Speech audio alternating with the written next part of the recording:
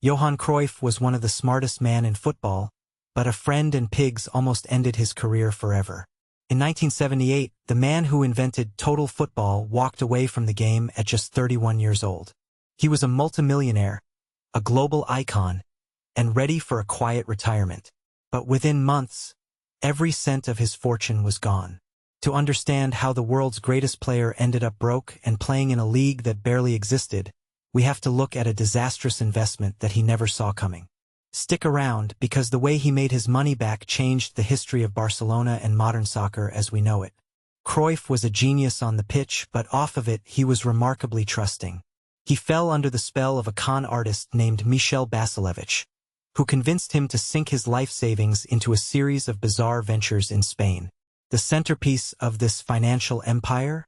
A massive industrial pig farm. While Cruyff was focusing on his family, Basilevich was reportedly cooking the books. By the time Cruyff realized what was happening, it was too late. He had lost an estimated 80% of his wealth. If you're enjoying these deep dives into the weird side of soccer history, make sure to hit that subscribe button. We've got plenty more stories like this coming every week.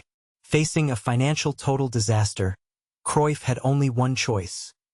He had to unretire. He needed the biggest paycheck possible as fast as possible.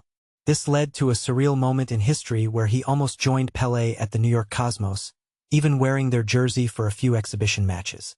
But it was a record-breaking $1.4 million contract with the Los Angeles Aztecs that finally saved his bank account. But here is the part most people miss. Those pigs actually made him a better manager. Cruyff later admitted that starting from zero in America was the best decision he ever made. In the US, he was fascinated by how Americans treated sports as a brand and a business.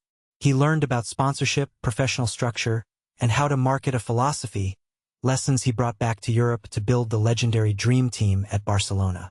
The greatest era in Barcelona's history didn't start in a boardroom. It started because a pig farm failed and forced a legend to move across the world to survive. It's a reminder that sometimes your biggest failure is just a setup for your greatest success. What do you think? Would Cruyff have ever become the legendary coach he was if he hadn't lost it all in 1978? Let me know in the comments below.